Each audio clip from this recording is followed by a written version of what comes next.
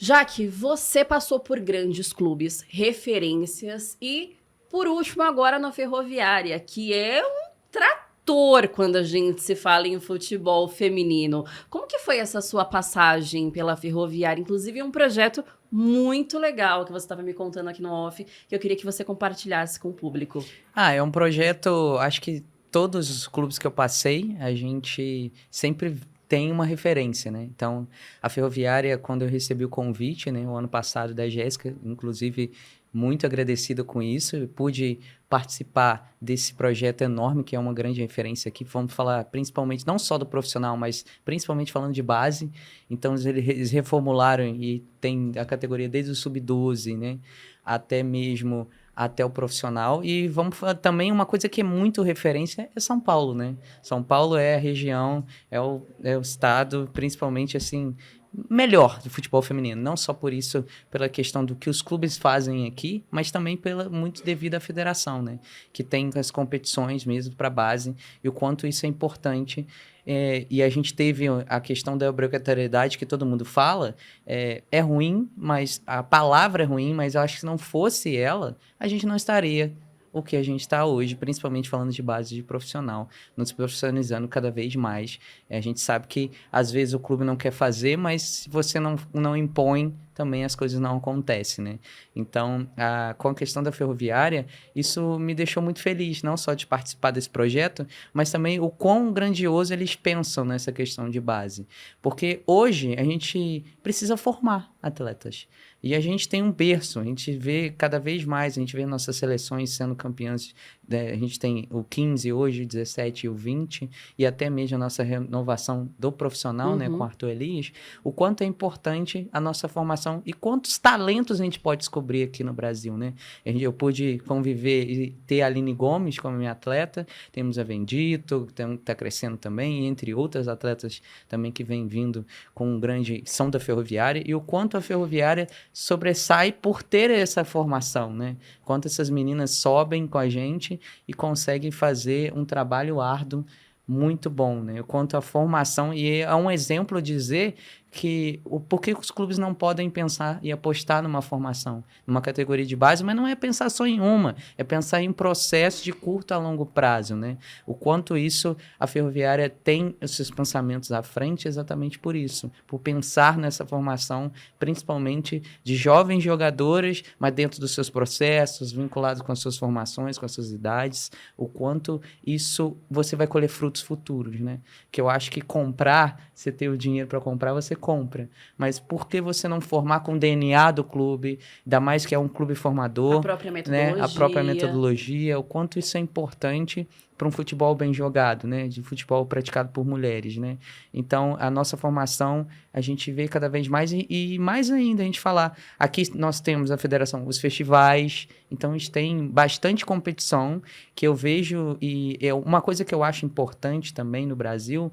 O Brasil ele tem os clubes, mas aonde a gente vai captar essas meninas, né? É algo que eu falo bastante. A gente tem que fazer essa captação dessas meninas, principalmente praticar. Eu acho que o Brasil precisa de lugares seguros, de ambientes seguros para que essa menina pratique. Que ela seja Que ela seja bem-vinda, que ela não bem-vinda. Um fique ambiente acuada. acolhedor, um ambiente que ela consiga se sentir à vontade. Então, quanto mais meninas a gente conseguir colocar a jogar, a praticar o esporte, eu acho que isso, eu falo que na minha geração e na minha época, é isso que faltava, de ambiente seguro. O problema não é jogar com os meninos, o problema é ter um ambiente acolhedor, porque com os meninos a gente tem muitas escolas que podem jogar com meninas. E a gente viu por muito tempo meninas que tinham só espaço com os meninos, mas eram proibidas de jogar competição em muitas federações, né?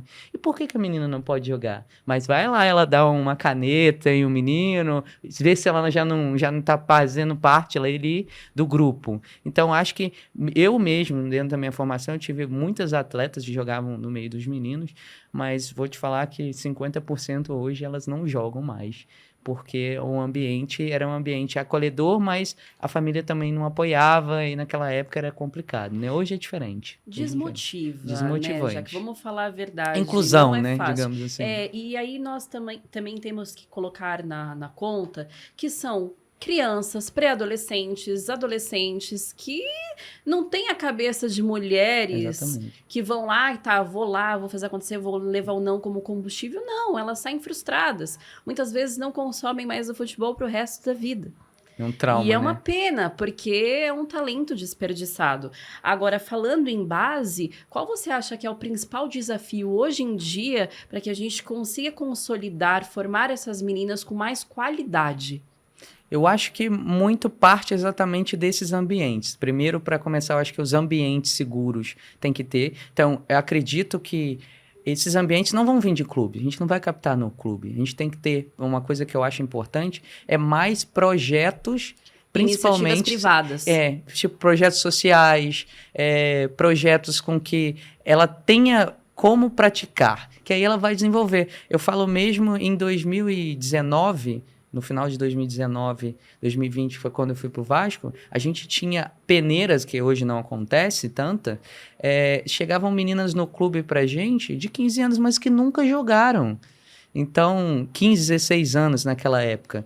Então, é ali que era a primeira porta de entrada. E aí também a categoria mudou-se bastante, porque era 15, não, era 14 e 16. Como que uma menina de 17 anos, ela já vai pular para o profissional, uma janela precoce naquela época. Então, muitas jogadoras se perderam nessa reformulação, porque uma menina de 18 anos, como é que ela iria se profissionalizar naquela época, numa janela, já virar profissional, exatamente para jogar já numa equipe profissional sem formação alguma. Então, por isso que hoje mudou. Hoje tem um 14, tem um 16, aí tem um 20 que é uma janela, poderia ter um 23 também, poderia. Mas acho que é uma questão que essa reformulação foi importante. Então, eu acredito que parte de ter ambientes mais inclusivos hoje, para que a menina pratique e a gente consiga captar melhor. E muitos talentos. A gente vê mesmo, lá na Ferroviária, a gente fez algumas peneiras, e mesmo assim, de muitas peneiras que eu já participei em clube, a quantidade de sonhos. A gente trabalha com sonhos. Futebol é sonhos principalmente de uma menina que até mesmo da família. E eu acho que o futebol, não, de uma maneira geral, ele não é apenas um esporte. Ele é um esporte transformador, social, principalmente econômico para muitas famílias, É né, um também. escape, muitas É um vezes, para escape. muitas pessoas que sabem que não tem uma condição de se formar numa Exatamente. boa faculdade, que sabe que a família não vai ter condições de Exatamente. custear essa educação. Uhum. Então, se eu for bem aqui no esporte, no meu talento, eu tenho uma mínima chance de mudar a minha vida e da minha família, a realidade que pega todo mundo ali. Então, mexe muito com o emocional, com os Sim. sonhos. E hoje essas meninas têm a referência e têm esse caminho já feito aí por algumas profissionais, como você, como comentaristas, como atletas. Nós somos uma geração privilegiada Sim. por termos Marta, Formiga, e aí vai nome. Mas essas que vêm hoje em dia já têm os projetos que profissionais da área, eu vejo muito mais profissionais mulheres tendo essa iniciativa privada, como Marta e outras jogadoras, para dar a chance dessas meninas conseguirem um lugar ao sol também. E aí a gente entra na questão do investimento, do patrocínio, que também sofre muitas barreiras, mesmo no profissional, quando se chega num grande clube. Você passou por isso, né? Passei. É um grande desafio. Porque antigamente a questão rendável do patrocínio vinha-se muito à porta do masculino, né? Então, quando vinha do masculino, vamos supor, nem é metade, metade. Era 10% feminino e o resto para o Uma cota. masculino. Então, é uma cota para dizer que tá dando alguma coisa pro feminino. Então, é algo que se pro profissional era difícil, em quem dirá para a base, né? O quanto isso mudou-se muito hoje em dia. Hoje em dia, a gente vê patrocinadores que não querem entrar no masculino, querem entrar no feminino já. Então, quanto a essa questão de poderem de investimento, não vamos falar só em investimento, a gente tem que pensar a longo prazo. Não pode pensar em custos, a gente tem que pensar principalmente... Eu lembro do nosso primeiro jogo contra o Flamengo, foi o primeiro jogo que a Band transmitiu em TV aberta, que era algo que foi uma conquista enorme pra gente. Esse jogo repercutiu muito lá dentro do clube, porque teve 14 de pontos de audiência e foi maior do que o do masculino na época. Então, assim, algo que tinha sim, e mostrou para o clube o quanto aquilo dali era importante, e o quanto para a mídia aquilo dali foi importante para que a gente vê que não só os patrocinadores, mas acreditar que aquilo dali pode dar certo. E não vamos pensar em dinheiro, a gente pensar em processos, em principalmente não só visibilidade somente. A gente pensar que aquilo dali é algo rendável no futuro. E a gente não pode pensar, principalmente nos últimos meses, a gente viu a questão de falar, não vou colocar o jogo num estádio porque não vai dar pessoas. Tá, mas aí eu te falo, como que grandes equipes aqui em São Paulo colocam muitas pessoas, torcedores, o Corinthians enchendo o estádio, e a gente vê pelo mundo cada vez mais pessoas indo, é porque o futebol feminino é seguro, é família, a gente vê bastante crianças. Mas precisa de uma chance para acontecer. E precisa de uma chance. Eu acho que isso que é algo importante. Os clubes apostarem nessa visibilidade e não pensar que aquilo ali é uma proposta que é inviável. Então, acho que recentemente a gente viu, né, uma declaração mesmo comprometedora de um clube, né, que vamos falar que até mesmo do Flamengo, dizer que da questão da Copa do Mundo, eu acho que isso aí, a gente está falando da Copa do Mundo, né? A gente está falando de algo que é rendado no mundo, não estamos falando só de futebol brasileiro. E o quanto aquilo marcou a gente, que o que a gente conquistar tem pessoas querendo jogar para trás, né? Andar para trás.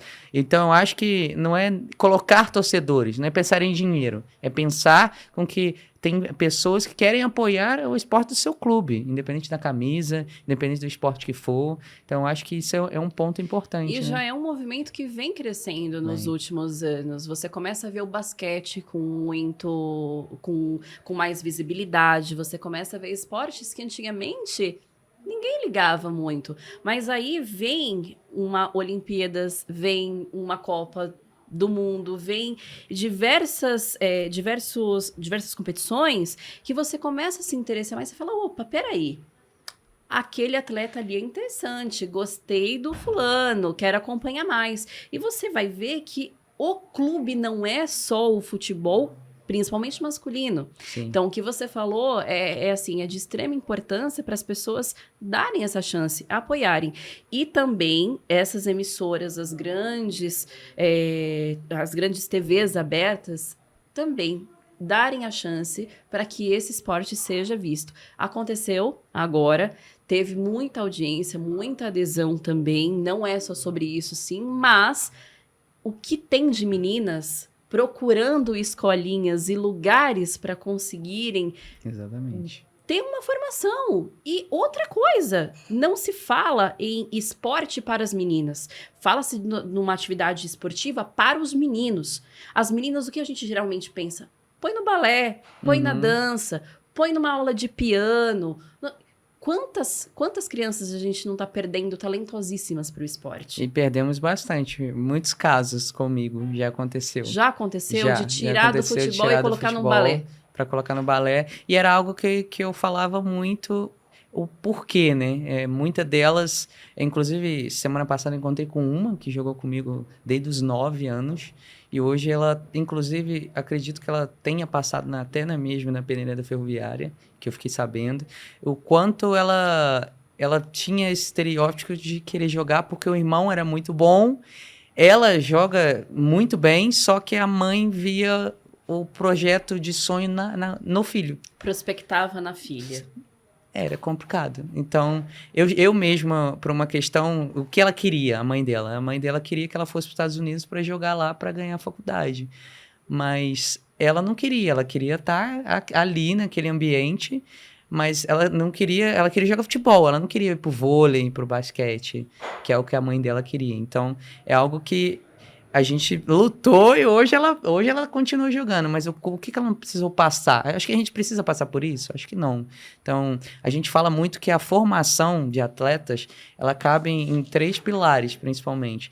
Eu acho que ela tem que estar com o clube, mas principalmente com a família e principalmente escolar. Eu acho que esses 3 pilares são importantes para nossa formação. E não, se você só pensar no clube e não pensar na família, e principalmente não pensar em escola, não, a conta não fecha. Eu acho que a formação tem que ser como uma formação completa.